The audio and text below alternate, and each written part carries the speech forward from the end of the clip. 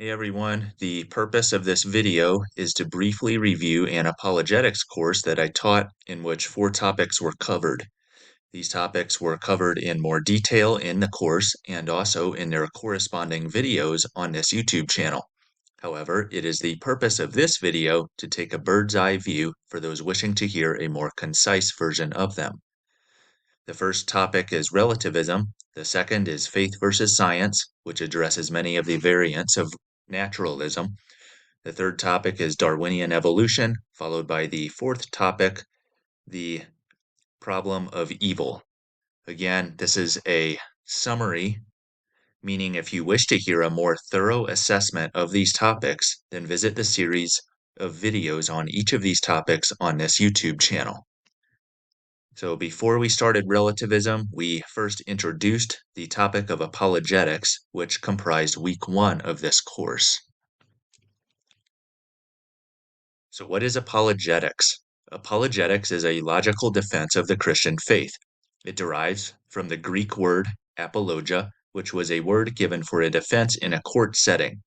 This was opposed to the categoria, or the prosecution.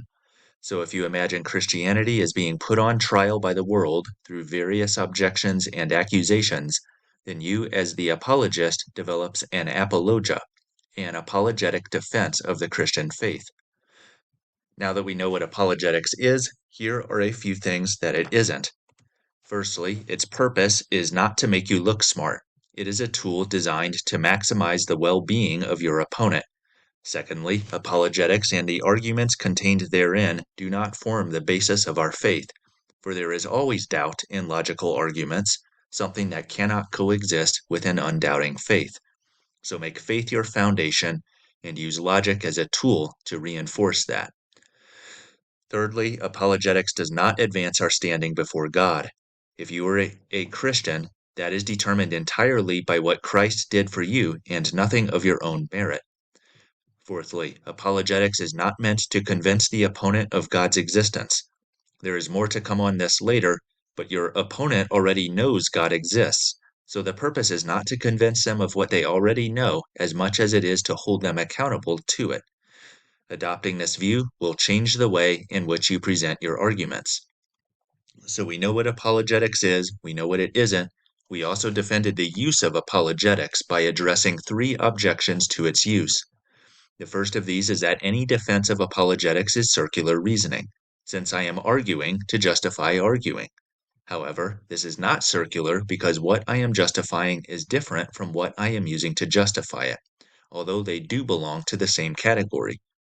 Secondly, we address the idea that apologetics is nothing more than a bunch of arguing and cannot convert anyone. After all, the battle is spiritual, not logical. And that is partially true. Apologetics cannot convert anyone. However, it is much more than arguing, for it is a tool used in the hands of an almighty God to convert souls to Christ. Since it is God that is at work, he can use apologetics to do what it could never do on its own.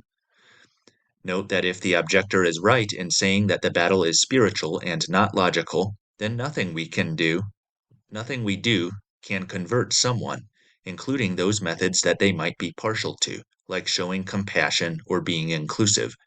In the end, and I think this is biblically consistent, what matters is not what particular method we use, but rather who is using it. Thirdly, some would say that the use of apologetics is unbiblical. This is the most obviously false of the objections, and yet it is common. We see apologetics being used in a widespread manner in the Bible, although the form it takes may differ from the modern arguments we may be familiar with, which may account for some of the confusion. But apologetics is very much present in the Bible in the sense that its authors used the truth source of their audience to convince them of the gospel message, just like we would use philosophy, biochemistry, or logic today. So that introduced the topic of apologetics by defining what it is, what it isn't, and defending its use.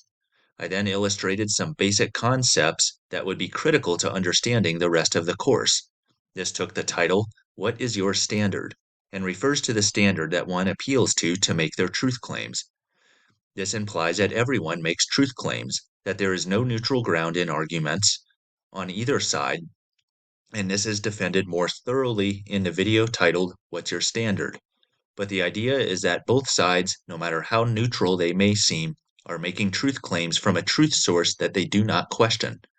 It is the purpose of many of the arguments we made in this course to not only answer the objection, but to question this standard of the objector and the assumptions that justified its use.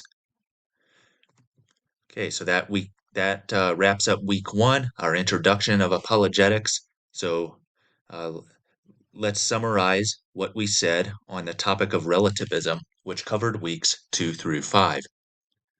So starting in week 2 of the course, we addressed absolute relativism, which is the idea that there is no absolute truth of any kind.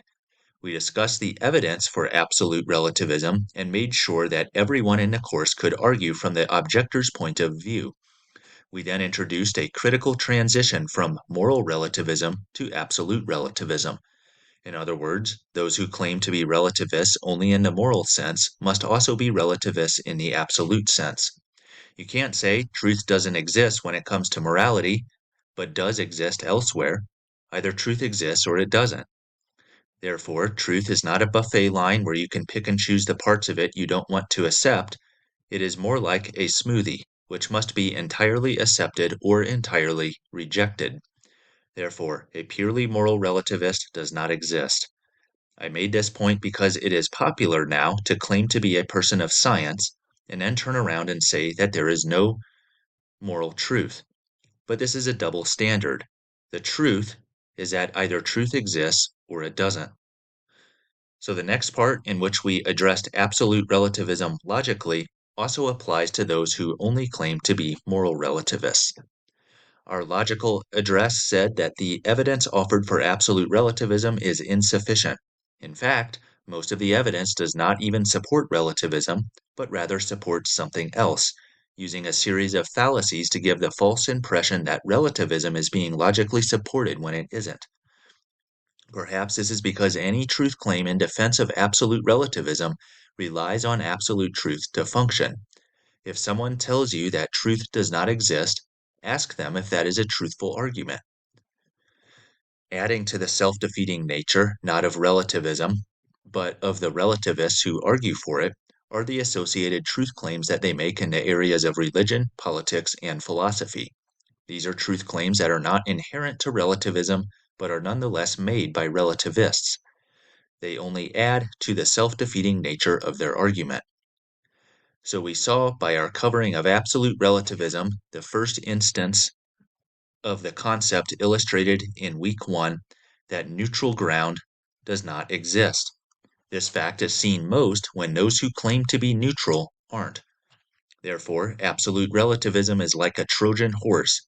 It gives the opposite appearance of what it actually is.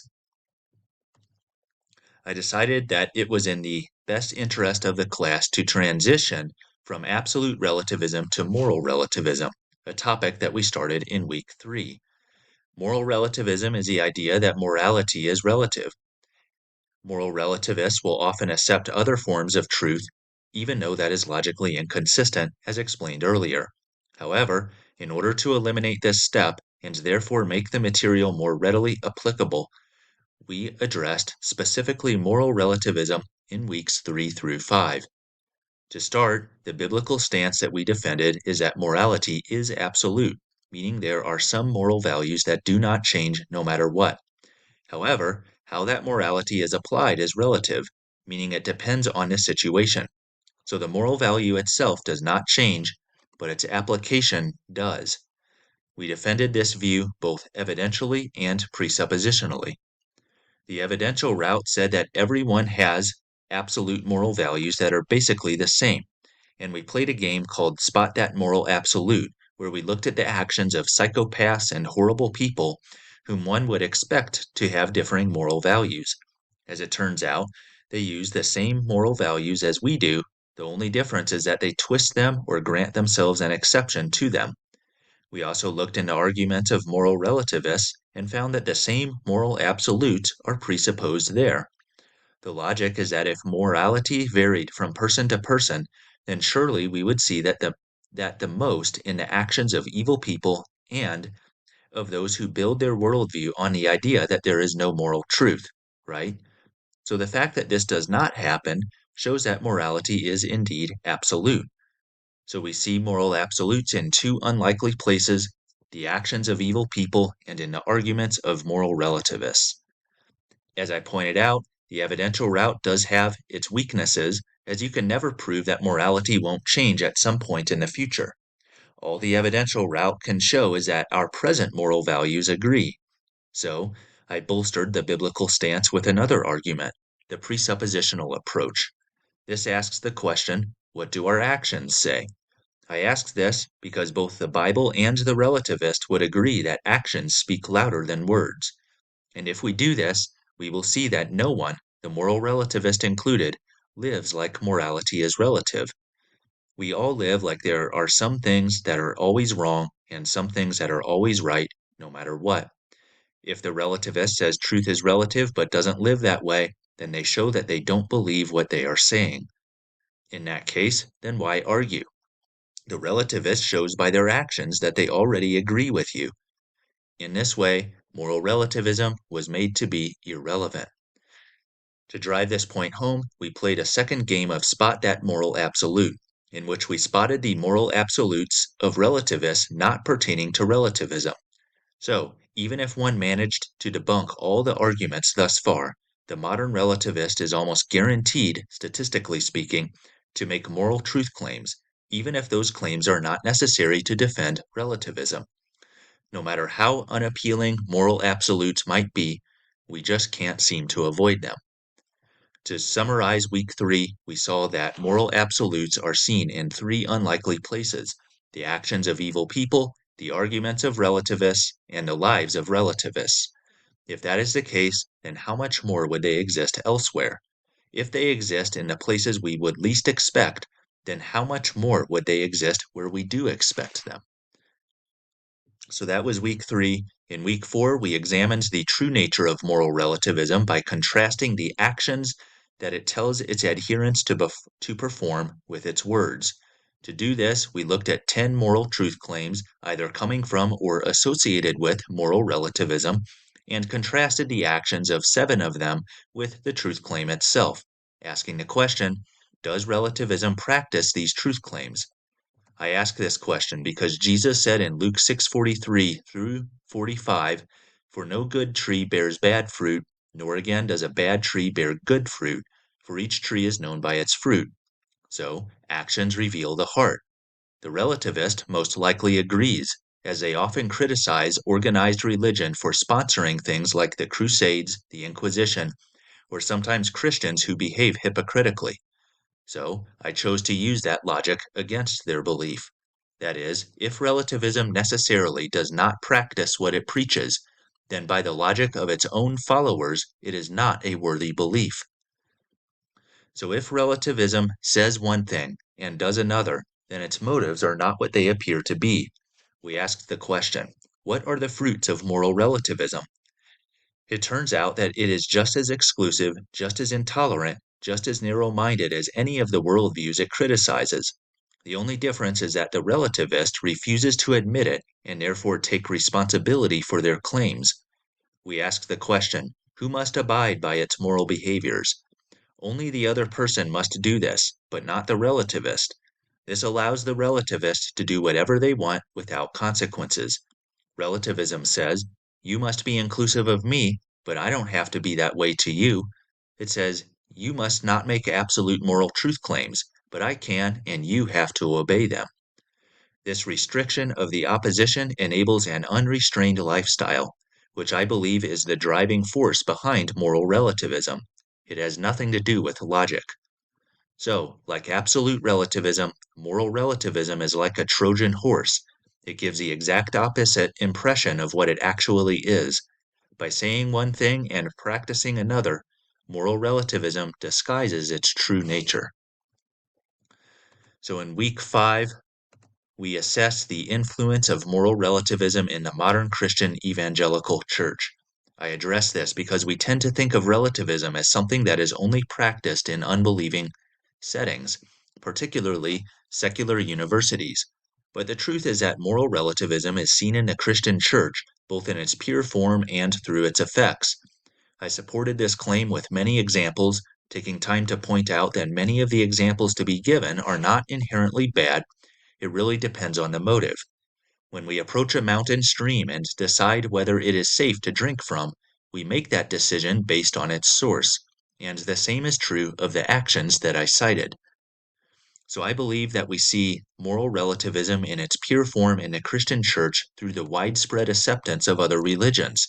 It is totally fine and even desired to accept people of other religions, but that is different from accepting the teaching of the religion itself. It is possible to reject the belief without rejecting the adherent. Nevertheless, many Christian churches have accepted the idea that there is no way to do this, thus contradicting Romans 5:8, which says, "While we were still sinners, Christ died for us." They have bought into the relativistic idea that we have the authority to define truth, and that to attack the truth is to attack the person who defines it. So, we see moral relativism through teachings that say things like, there are many ways to heaven, not just Jesus. This contradicts what Jesus said about himself. There is also the lack of exegetical teaching, which tends to take verses out of context. This, I believe, comes from the relativistic idea that we can bend truth to our wills. We also see moral relativism through its effects. Effect number one is that truth is up to each person. I see this through the subjective nature in which Scripture is interpreted, or thinking that Scripture is subjective to begin with. We also see it through an emphasis on the human role in salvation as opposed to God's sovereignty, as well as the widespread submission to internal emotion. All these may presuppose that man can be the source of his own moral truth. The second effect is self-centeredness. This is not to say that all who claim to be relativists are self-centered, only that self-centeredness follows necessarily from relativism. If I am the source of moral truth, then I get to do what I want. I am my own God serving my own desires. We see this attitude in some Christian churches who take extreme measures to cater to their audience in order to make them comfortable. They will also emphasize certain texts that they believe are more popular in the eyes of the audience and omit certain texts that they think will be more offensive. But this watering down of the truth to cater to the audience supports the relativistic claim that our desires reign sovereign over truth, not the other way around. To summarize this point, I gave a diagram that represents the human heart in which there can only be one of two beings on the throne. One is self and the other is Christ. The Bible gives no other option. By buying into the idea that truth can be bent to our wills, the church has largely supported relativism's claim that man can be on the throne, not God. That is, since man makes the rules, he is sovereign, not God. That is what moral relativism claims, and in my opinion, the Christian church in America has largely bought into it. So that wrapped up the topic of relativism. Why address this in such detail? It has much purpose in evangelism.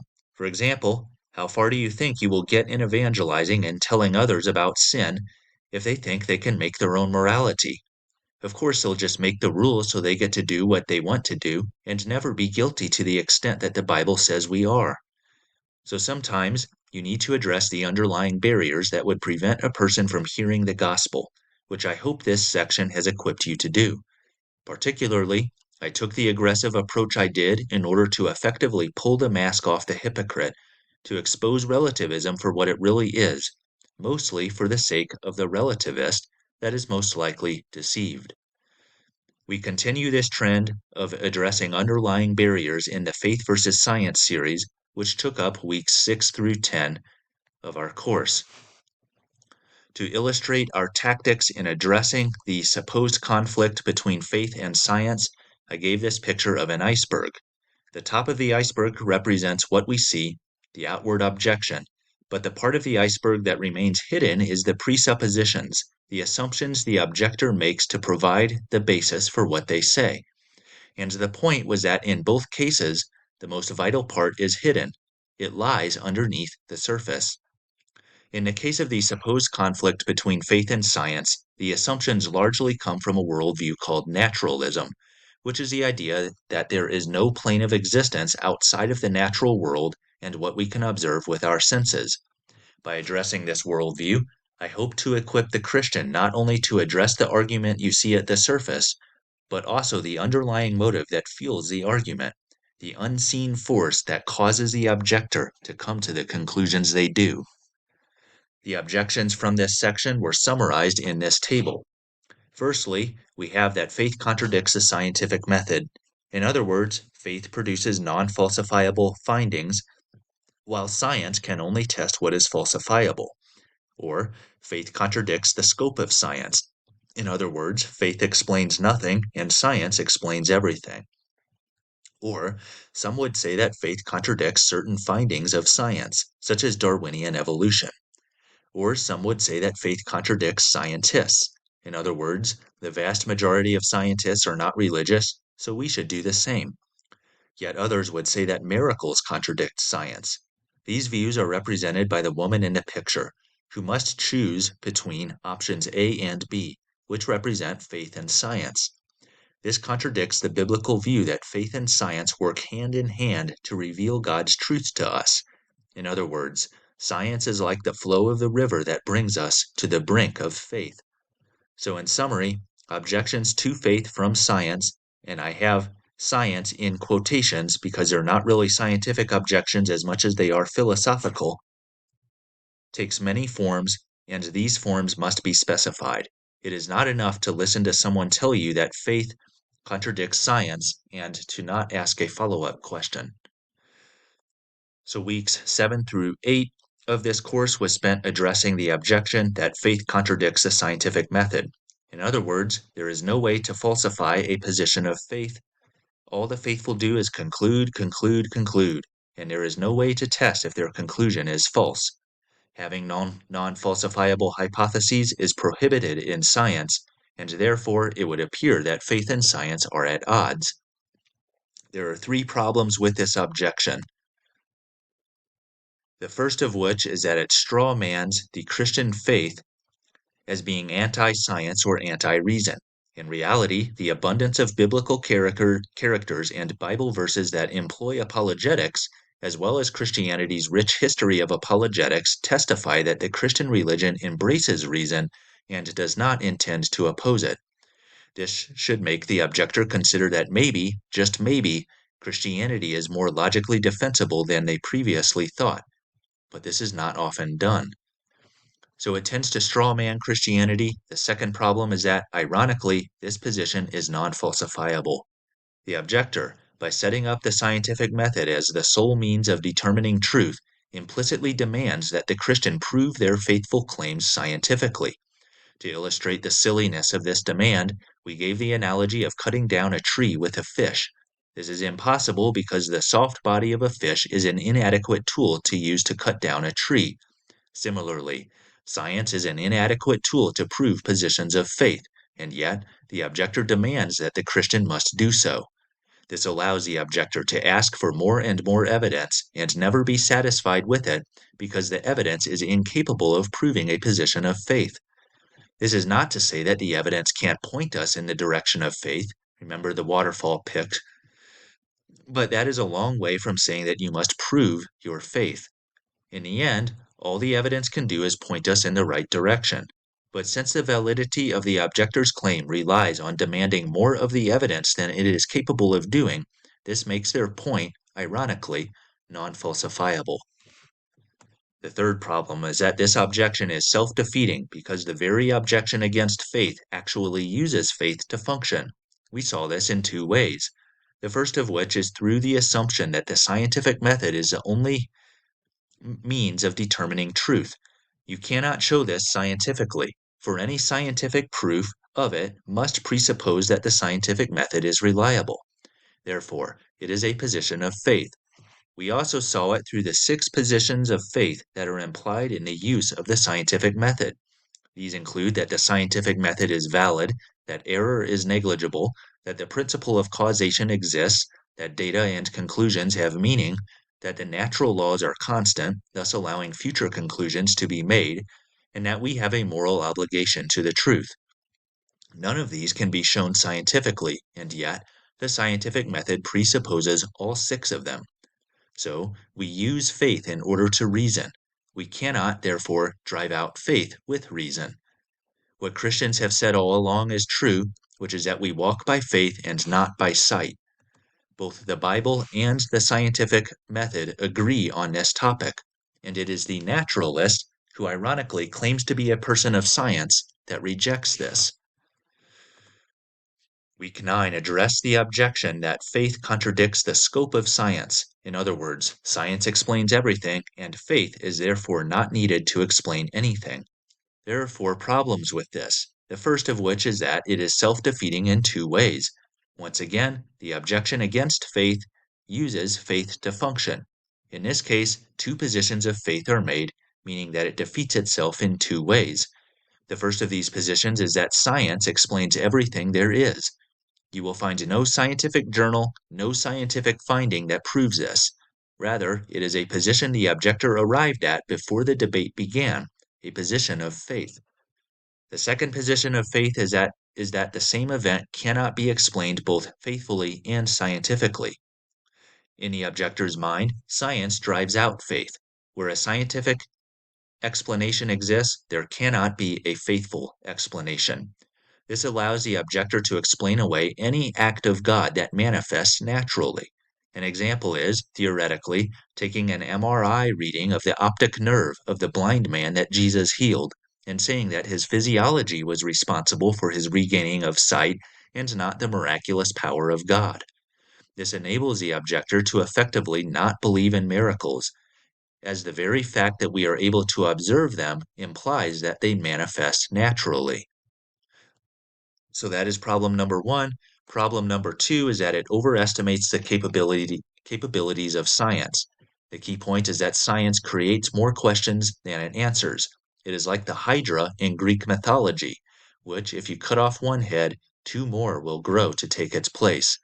In fact, entire fields of science have been invented because science managed to answer one question and in the process opened up many more. Science cannot explain everything if it creates more questions than it answers. The third problem is that the naturalistic worldview is vastly incomplete. It cannot explain things like epistemology, which is the subject of how we determine truth. Think about it. I cannot scientifically prove to you how I go about proving things. It also seems to be unable to explain things like consciousness, desires, morality, meaning, the true basis of emotions, beauty, and any other presently unsolved mystery in science. The truth is that science merely scratches the surface of what can be known. So to cast out faith on the basis of scientific achievement is based on positions of faith, and faulty ones at that. But even if these positions were true, the evidence would nevertheless indicate that there is plenty of room for faith. In week 10 of our course, we addressed the objection to faith from scientists. In other words, most scientists are not religious, and given their expertise and intelligence, we should follow suit. We identified three problems with this. Problem number one is that it is fallacious in two ways. Firstly, a scientist's opinion on matters of faith is assumed to be just as valid as their opinion on matters of science. But I wouldn't go to a mechanic to fix my plumbing, no matter how good they are at fixing cars. Likewise, I would not go to a scientist to inform me on matters of faith, no matter how good they are at science. The second fallacy is that scientists are necessarily right in matters of science. Even though this is their area of expertise, that does not necessarily make them right. Scientists can and have been wrong before. An example is Gregor Mendel discovering genetics, and the vast majority of scientists rejecting that until substantially after he had died. So fallacies aside, this objection is self-defeating. This is because most scientists were at one time religious.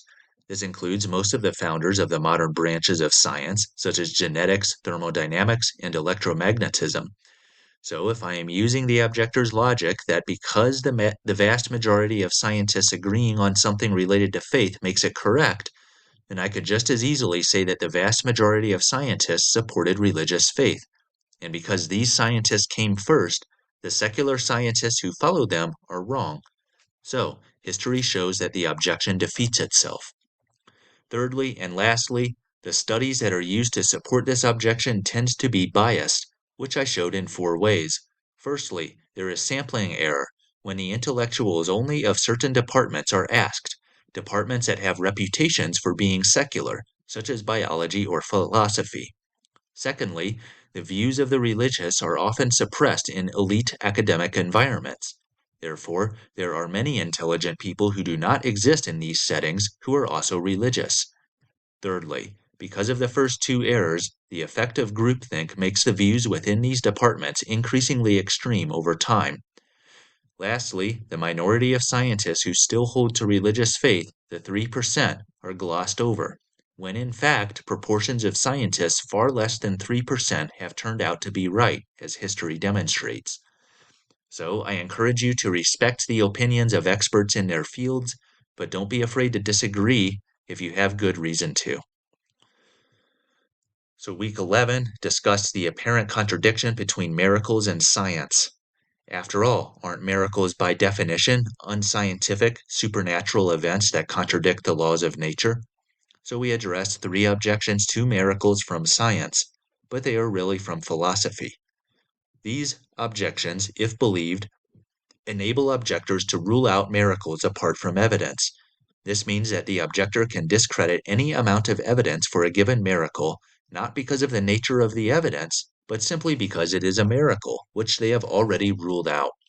For example, I recently finished listening to a book written by an atheist in defense of his views, and he did not address in detail the evidence for the resurrection and for the inspiration of the scriptures, which comprises some of the strongest arguments for Christianity.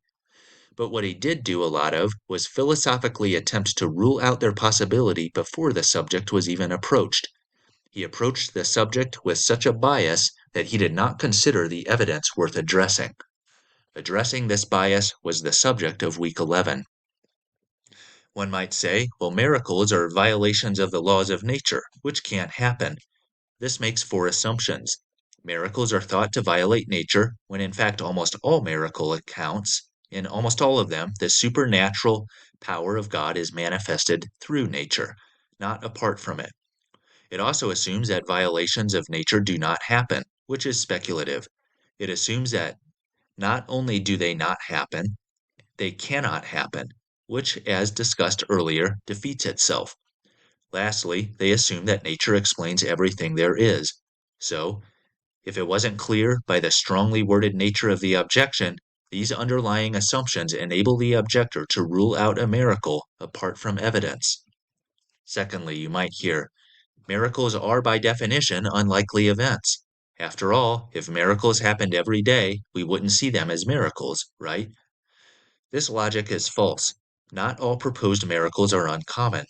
I encourage you to research the transcendental argument in Apologetics, which states that the very existence of natural laws is a miracle. We see those laws in action every day, and yet they are still thought to be miraculous. Thirdly, and most importantly, this objection is non-falsifiable, which means it provides no way to be proven false. The objector, in order to show that miracles are not, by definition, unlikely events, they must always ask for the existence of more miracles.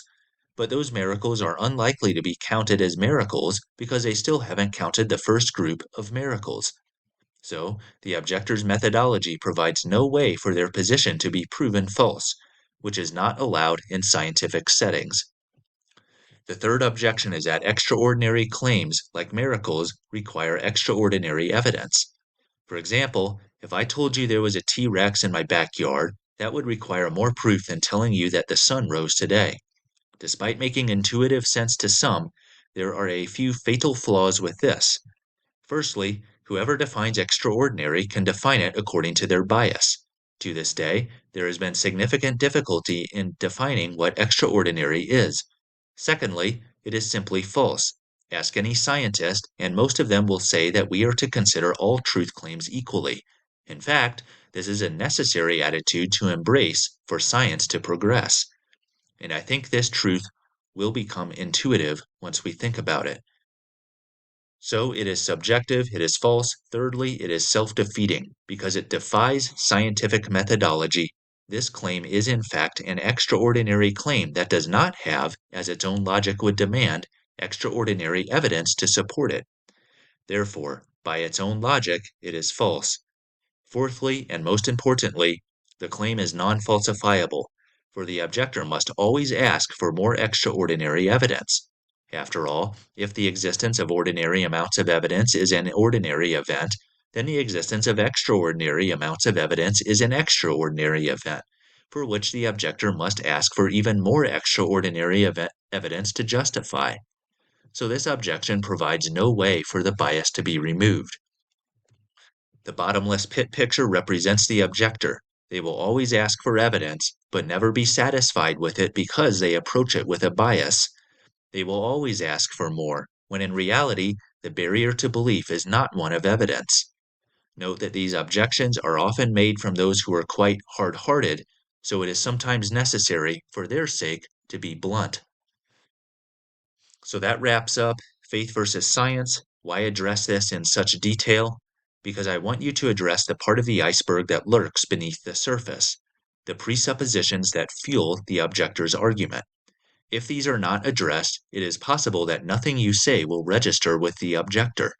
And once you point them out, it is possible that the objector continues to believe them, but at least you gave them the chance. The next section, comprising weeks 12 through 17 of this course, addressed Darwinian evolution.